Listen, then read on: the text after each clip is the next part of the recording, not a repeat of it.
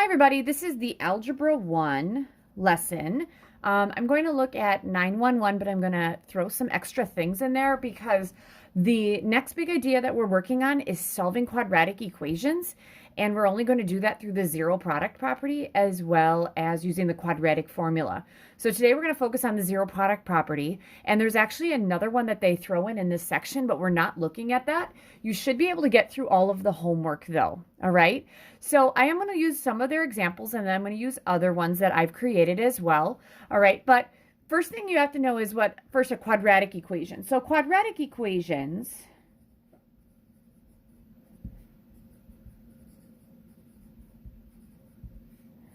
all right, a quadratic equation is an equation that has an exponent of 2 on a variable, and it's the largest exponent. So this is any equation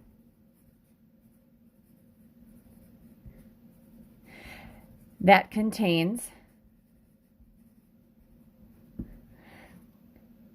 a 2 as the largest exponent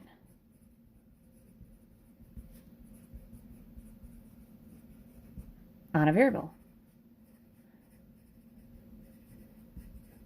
All right. So then, we're going to look at some. We've been looking at tons of these. But for example, we had two. We had standard form.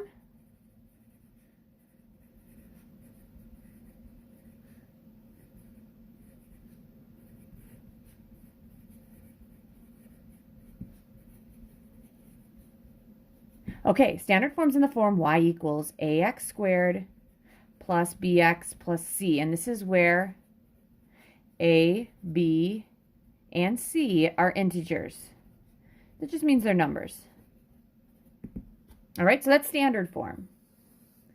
All right, there's also a graphing form, which we didn't do. You're going to get that in geometry next year or in Algebra 2. But we also have factored form. We've talked about this.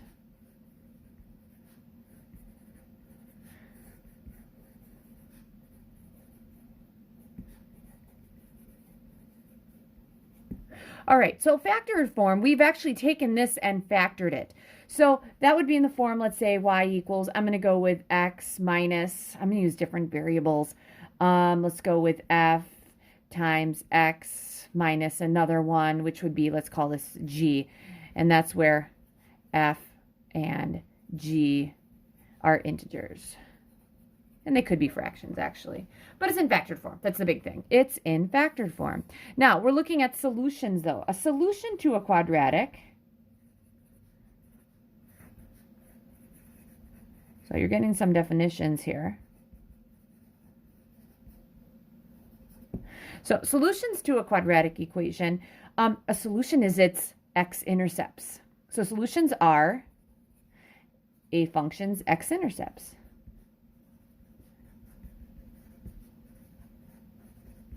And we'll look at some things there. All right, so we know that graphs for these are parabolas, right? And aren't those U-shaped graph?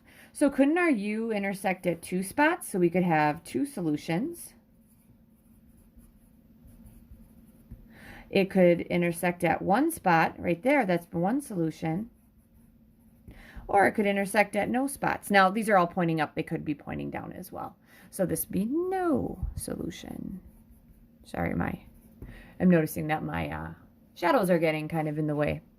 All right, so there you go. Those are my solutions. All right, now, other things. So if they're the x-intercepts, wouldn't this be where y equaled 0, right? So we have a couple ways to find solutions for quadratics.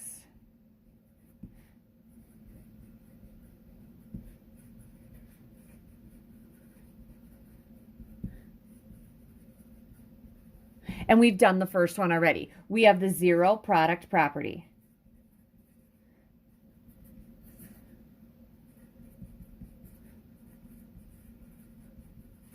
All right, so we would have the zero product property. All that means is we're going to have a factor times another factor equals 0. So if I want a factor here and another factor,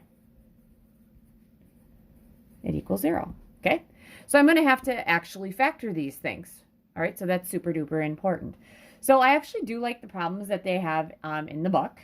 9-1, and I'll also talk a little bit about 9-2. All right, so for 9-1, if I have for A, I have 9 equals 3x squared plus 4x minus 6. All right, so in order for me to do this, the first thing I have to do is I have to set this equal to 0 because I want to use a 0 product property. I'm going to subtract 9. All right, so I'm going to have 0 equals 3x squared plus 4x minus 15. All right, then the next thing I'm going to do is I'm going to factor this with my box and diamond. All right, so I guess that if I wanted to, I could put steps to solve. And this is by the 0 product property. I'll write you guys some steps here. You might find those super helpful. Number 1, and we might not have to do number 1, but number 1 is set the equation equal 0. That's the first thing. So I want to set it equal to 0. I did that. Number 2, factor. All right, so if I'm going to factor this, when I have a 3x squared here and a negative 15 there, I'm going to multiply those together. That's negative 45x squared. On the inside is a 4x. Numbers that multiply to give me negative 45 and add to give me 4x, wouldn't that be a 9x and a negative 5x? I'm feeling okay about that. But 9 times negative 5 is negative 45x squared. 9x minus 5x is 4x. That works for me. So on this guy, I'm going to have, let's throw a 4x here. And I'm sorry, not a 4x, a negative 5x, my bad. Because the sides go in there. So I got a negative 5x, and then I have a 9x. All right, 3x squared and negative 5x both have x's in them, which would imply this has to be 3x. X goes here, x goes here. X times a negative 5 gives me negative 5x. If a negative 5 is here and negative 5 is there, negative 5 times 3 gives me negative 15. 3 is here, 3 goes down here. 3 times a 3x gives me 9x. So wouldn't this be an x plus 3 times an x minus, or 3x minus 5?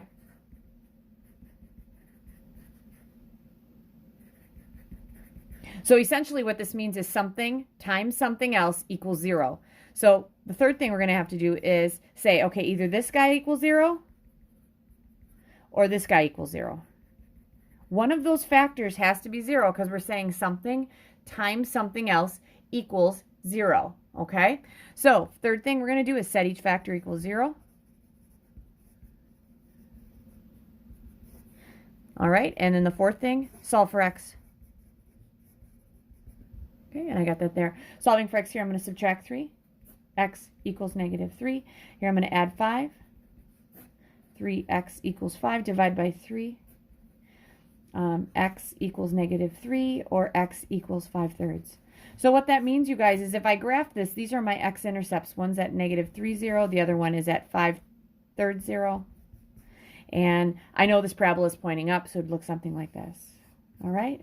Those are my x-intercepts. Those are my solutions, and I'm solving by factoring. All right, so I'm not going to rewrite these again, but the steps to solve by using the 0 product property. Number 1, set it equal to 0. I'm looking at some things. Sometimes, like in this next one, I'm saying I don't have to set it equal to 0. It already equals 0.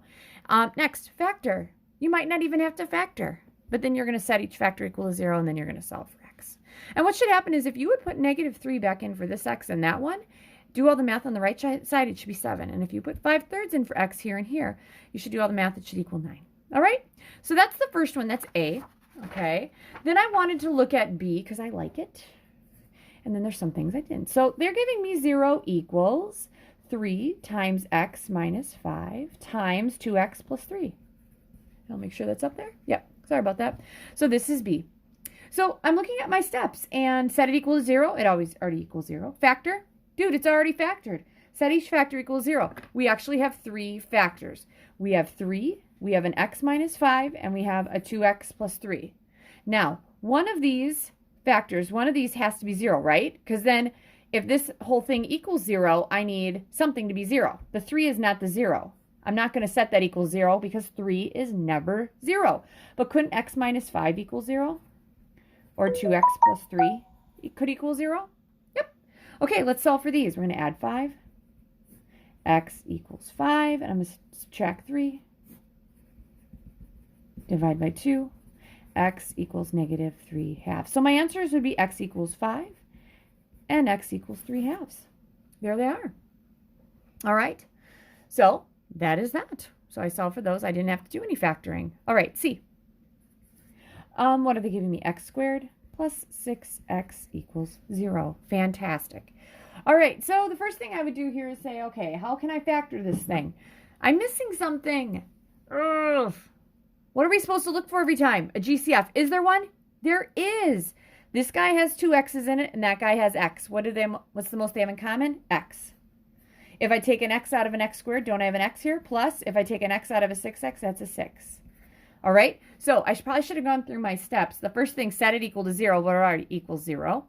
Then I'm factoring it. I did. All right, and this makes sense. X times x is x squared. X times 6 is 6x. Fantastic. Next step, set each factor equal to 0. This guy is an x. That is a factor. And that's another factor.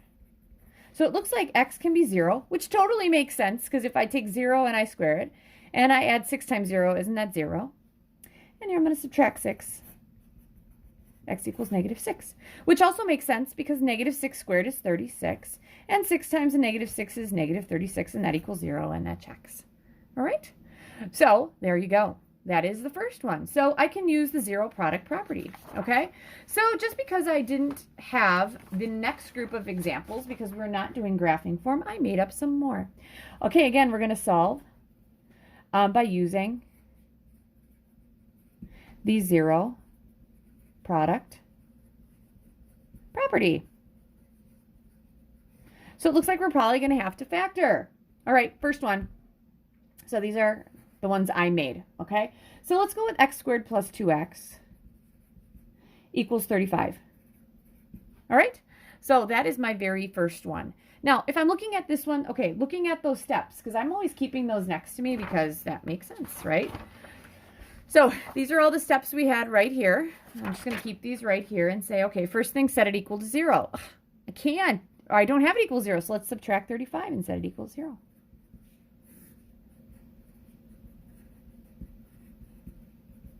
All right, next thing, factor it. There we go. I'm going to factor it. I'm going to throw my box and diamond over here.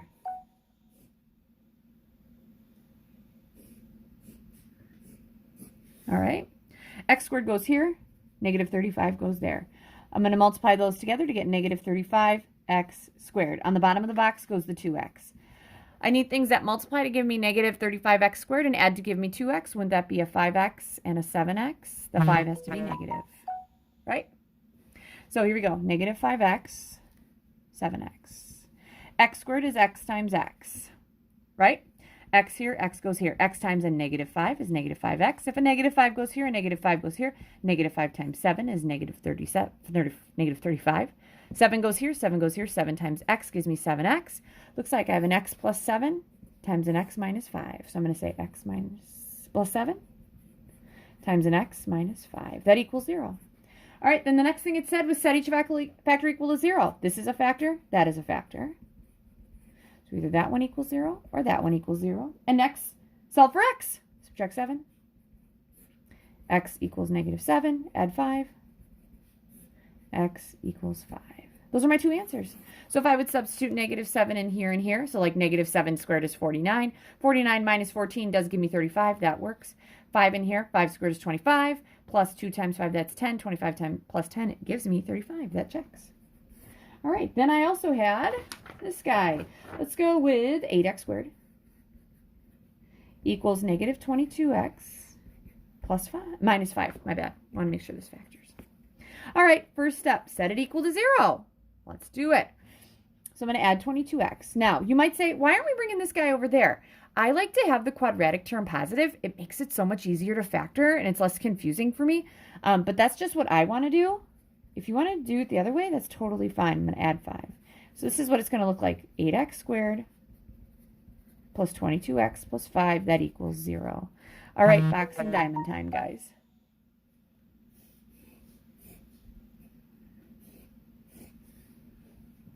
Good, I have enough room for this diamond. I'm going to make it kind of skinny. 8x squared goes here. 5 goes here. Wouldn't this be 40x squared? And this would have to be 22x. Okay, numbers that multiply to give me 40 and add to give me 22. Ooh, this is going to be quite interesting. All right, so let's see here. What would be some numbers that would multiply? 4 and 10. 4 and 10 doesn't give me 22, right? 8 and 5. 8 and 5 don't give me 22. 2 and 20. 2 and 20. See, these aren't easy for me either. All right, so if I want to, I'd have to have both of those positive. Boom. Yes. 2x here. 20x there. All right, to get an 8x squared and a 2x, wouldn't I need a 2x here? So this would have to be 4x. 2x goes here, 2x goes here. 2x times something is 2x, that'd be a 1. 1 goes here, 1 goes here. 1 times 5 is 5. 5 goes here, 5 goes here. 5 times 4x gives me 20. 4x goes there. So this looks like it's a 2x plus 5 times a 4x plus 1.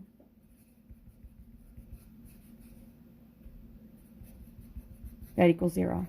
Then the next step I had was set each factor equal to 0.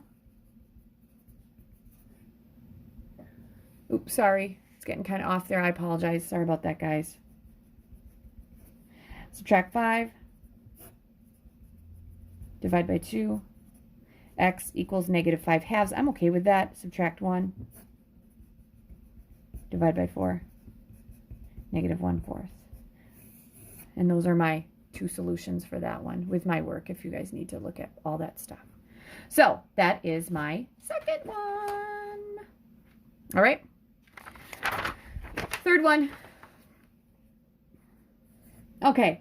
Let's go with 12x squared plus 20x minus 25 equals 0. And then I got one more of these, and I got another kind of little set that I wanted to do with you because I just like doing those things. All right, set it equals 0, already equal. Let's factor this guy. 12x squared goes here. Negative 25 goes there. 12 times 25. It's going to give me negative 300x squared up here. Oh, this is not going to be fun. And this is going to be 20x. So things that multiply to give me 300 and add to give me 20. All right, I know it's 150 and 2, but that's not going to add to give me 20. Let's go with 30 and 10. Ooh, yep, I think I got it.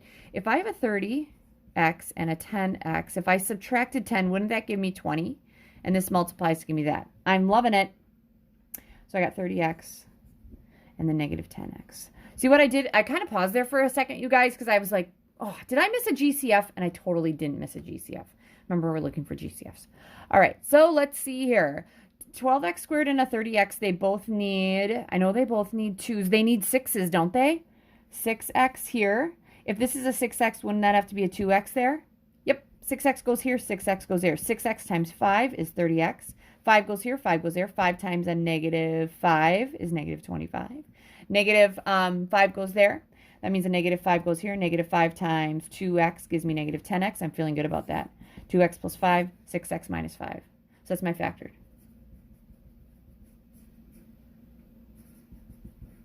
That equals 0. All right, the next thing that we had to do is set each factor equal to 0. This is a factor, and that is? I'm going to subtract 5 and divide it by 2. X equals negative 5 halves. Add 5 and divide by 6. X equals 5, 6. And those are my 2 answers. All right. Last but not least, number 4. Let's go with 8x squared equals 2x. All right. So my first step, have to set it equal to 0. I'm going to subtract 2x from both sides.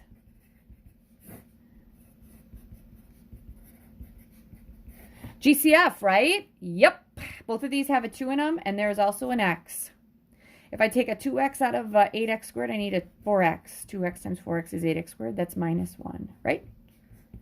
Next step, set each factor equal to 0. So 2x equals 0, and 4x minus 1 equals 0. Solve for x, divide by 2. X equals 0, which totally makes sense, because if I put zeros in there, that makes both sides equal. Here, we're going to add 1. And divide by 4. X equals 1/4. I know I got kind of low there, but it's 1/4 and also 0. All right, which brings me to if you can't factor. So let's just say for this one, so the last thing, I'll make up 2 of these, is just isolating x. I'm not sure how much you're going to see of this in your homework, and you might not even need to write this in your notes. I just want you guys to be aware of it. So there's this other form called graphing form. And so for isolating for x, let's look for at an x plus 5 squared equals, let's go with a 9. That's my first one. If I only have one x there, can't I just solve for x? Right. What's the first thing we're going to do? Take care of the 5 or the square? Let's take care of the square. How do I take care of a square? Don't we square root? So wouldn't the left side be just x plus 5? Because square rooting a square undoes it. That equals. The square root of 9 is 3. And then I'd ask you guys, what else do I multiply? Isn't that negative 3? Because 3 times 3 is 9. And negative 3 times negative 3 is also 9. Subtract 5. So x equals, this is going to be negative 5 plus or minus 3. So one of the answers is going to be negative 5 plus 3. That's negative 2. Negative 5 minus 3. That equals negative 8. So x equals, this would be negative 2 and negative 8. There you go. So that's just isolating your x. I'll look at one more of those. But this totally makes sense that there's two answers, right? Because can a parabola cross at one spot, two spots, or no spots? Crosses at 2. Last but not least, let's look at 3 times the quantity. X minus 1 squared, that equals 12. What would be my first step here? To isolate the x, divide by 3. 12 divided by 3 is 4. Then, what is the next thing we do? Let's square root. Square root of x minus 1 is just x minus 1. That equals, what's the square root of 4? It's 2 or negative 2, right? Because 2 times 2 is 4, and negative 2 times negative 2 is 4. We're going to add 1. So x is going to equal 1 plus or minus 2. So one of them is going to be 1 plus 2, 1 minus 2. 1 plus 2 is 3, and 1 minus 2 is negative 1. X equals 3 or negative 1. All right, so I know I did a lot of things with the zero product property, which is huge. That's the thing we want to do. Just so you guys are aware that they use something called completing the square, which you're going to learn later. Kind of has to do with this stuff. But you can do your homework without knowing that. The other thing that I want to have in your notes is some definitions of a root or a zero. This is coming from the methods. Okay, so a root or zero of a quadratic expression is the value of x that makes the expression equal to 0. For example, the roots or zeros of a quadratic expression are the solutions where it would equal 0. Okay, so this is going to be the root or 0. This is going to be the value for x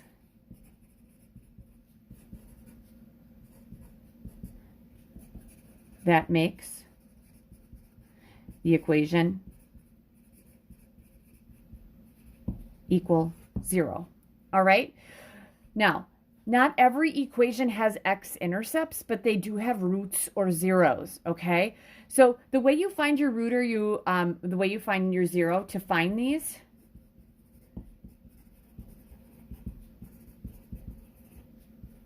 you're going to substitute 0 in for y.